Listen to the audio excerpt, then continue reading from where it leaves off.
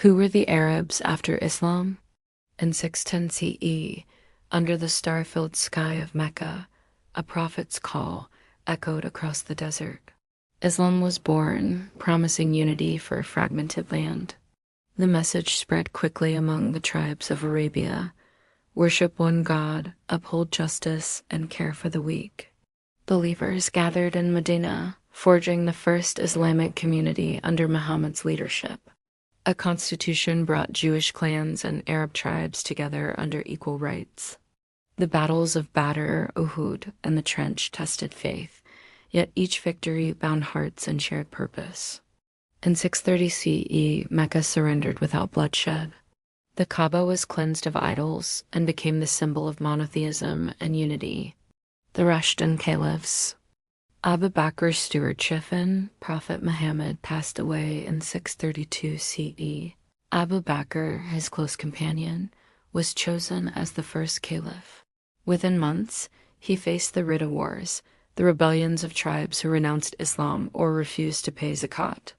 Through diplomatic negotiation and decisive military campaigns, he reclaimed lost territories and reasserted central authority. By 634 CE, the Arabian Peninsula was once again united under one banner. Umar's expansion, Umar ibn al-Khattab, succeeded Abu Bakr and ushered in an era of unprecedented expansion. The conquest of the Levant began with the Battle of Yarmouk, where Byzantine forces were decisively defeated. Within 2 years, Damascus fell, and by 638 CE, Jerusalem, the city of three faiths, was under Muslim rule. Turning east, Umar's armies confronted the Sassanid Persians. At the Battle of Al-Qadisiyah, Persian power crumbled. Ctesiphon, the Sassanid capital, was captured, marking the end of centuries-old Persian dominance. By the time of Umar's assassination in 644 CE, the caliphate stretched from the Atlantic shore of North Africa to the edges of Central Asia. Uthman's standardization Unti ben Affan, the third caliph, faced the challenge of maintaining unity among a rapidly growing Muslim community. Different recitations of the Quran emerged across distant provinces. To preserve the integrity of the revelation, Uthman ordered the compilation and distribution of a standardized text, producing copies that would become canonical. However, nepotism and accusations of favoritism sparked unrest. In 656 CE, Uthman was assassinated in Medina, triggering the first fitna. Ali's caliphate and the first fitna, Ali ibn Abi Talib, the Prophet's cousin and son-in-law, assumed leadership amid turmoil. He faced opposition from Muawiya, governor of Syria, over the demand for justice for Uthman's killers. The Battle of Siffin ended in a stalemate, leading to arbitration that undermined Ali's position. When Ali was assassinated in 661 CE, the era of the rightly guided caliphs concluded, and the Umayyad dynasty began. The Umayyad Caliphate. Foundations in Damascus, Umayyad ibn Abi Sufyan established his capital in Damascus, shifting the center of power from the Hijaz to Syria. For nearly a century, Umayyad rule extended from Spain to the Indus River. Arabic became the administrative language, replacing local dialects in government and commerce. Trade networks flourished, connecting the Mediterranean, North Africa, and the Silk Road. Cultural and architectural achievements. Umayyads commissioned monumental structures, including the Dome of the Rock in Jerusalem and the Great Mosque of Damascus. Artisans developed a unique Islamic aesthetic, geometric motifs, calligraphy, and mosaics. Poets like Al-Aqtal and Jarir composed panegyrics praising caliphs and tribal chiefs, weaving political commentary into verses. Social and political tensions, wealth and territory grew. Non-Arab Muslims Mawali resented second-class status. Taxation and land distribution favored Arab elites. Scholars criticized Umayyad excess and moral laxity. Widespread discontent gave rise to the Abbasid Revolution of 750 CE. The Abbasid Golden Age, the rise of Baghdad. Abbasids overthrew the Umayyads and founded their capital at Baghdad in 762 CE. Positioned on the Tigris River, the round city became a global hub of culture and learning. Under caliphs like Harun al-Rashid and al-Mun, the Beit al-Hikmah welcomed scholars from across the known world. Scientific and philosophical flourishing mathematician translated Greek and Indian texts, formulating algebra and algorithms. Astronomers refined Ptolemaic models and established observatories. Physicians such as al-Rasi and Ibn Sina codified medical knowledge in encyclopedias, used in Europe for centuries. Philosophers like al-Farabi, Ibn Rushd, and Ibn Miskawayh debated Aristotle's logic and ethics in flourishing intellectual salons.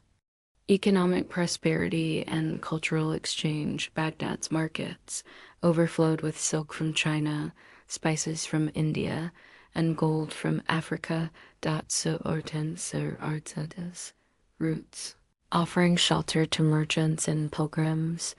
Paper manufacturing, introduced via Central Asia, enabled mass reproduction of texts. Libraries housed tens of thousands of manuscripts, guarded by scholars and scribes. Architects built palaces, mosques, and fountains that blended Persian, Byzantine, and Arab influences. Women of the court Princess Fatima or Zubaydah patronized charities and public works, including the construction of the historic Iraq-Nahrawan Canal. In bazaars, craftsmen sold textiles, pottery, jewelry, and perfumes, products of a cosmopolitan empire. Muslims, Christians, and Jews coexisted in relative harmony. Philosophers like Ibn Hazm and Averroes engaged in cross-cultural dialogues. The Great Mosque of Córdoba symbolized this cultural synthesis. Art, literature, and daily leaf court poets, such as Abu Nuwas, wrote ghazals celebrating wine and love, challenging social norms. In 1258 CE, Hulagu Khan's Mongol army breached Baghdad's walls, slaughtered inhabitants, and destroyed libraries. Remaining Abbasids fled to Cairo under Mamluk protection, but the Golden Era in Baghdad ended. Political fragmentation and the Mongol invasion. By the 10th century, provincial governors wielded actual power. Sais, emirs, and sultans fought for influence. Saladin's Ayyubid dynasty recaptured Jerusalem in 1187 CE and unified Sunni Islam in the Levant. Regional dynasties and the persistence of Arab influence. Fatimids and Ayyubids in North Africa. The Fatimid Caliphate founded Al-Azhar University in Cairo as a center of Ismaili scholarship. Al-Andalus, a beacon of conviction in Spain. The Umayyad Emirate evolved into the Caliphate of Córdoba. The Ottoman era. The Ottomans absorbed Egypt and the Hejaz in 1517 CE. With the Sultan as Caliph of Islam, Istanbul thrived as a global capital. Its mosques, markets, and ministries reflecting centuries of artistic fusion. Coffee houses in Ottoman cities became centers for political debate, literary recitals, and social interaction. Colonialism, oil, and modern statehood. 19th and early 20th centuries saw European powers carve Arab lands. The Arab Spring of 2010-12 toppled regimes and sparked civil wars, creating refugee crises and ongoing conflicts in Syria, Libya, and Yemen. The Hashemite Arab Revolt promised liberation but ended in Sykes-Picot division. Kingdoms and mandates arose: Iraq, Syria, Lebanon, Jordan, Transjordan. Ibn Saud's Saudi Arabia unified the Arabian Peninsula by 1925 CE. Oil discoveries in the 1930s turned Gulf sheikdoms into global players. Pan-Arabism and post-colonial challenges in mid-20th century. Gamal Abdel Nasser championed Arab unity. The United Arab Republic and Ba'athist movements sought solidarity but ended in fragmentation. The 1967 Six-Day War and 1973 October War changed borders and psyches, reinforcing Palestinian nationalism. Arts, literature, and technology flourish, from Moroccan hip-hop to Egyptian cinema. From UAE tech startups to Saudi Vision 2030. Yet Arabs continue to draw on a legacy of adaptability, scholarship, and poetic expression.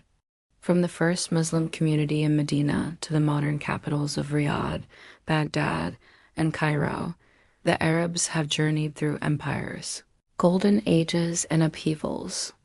Their identity is a tapestry of faith, culture, and resilience.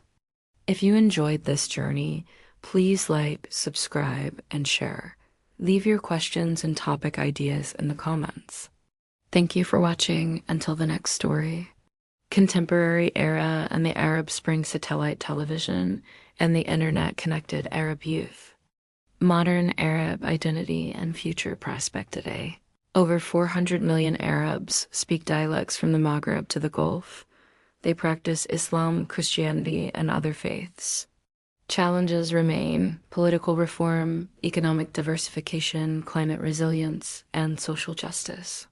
Series finally, and so the saga ends, yet the story continues.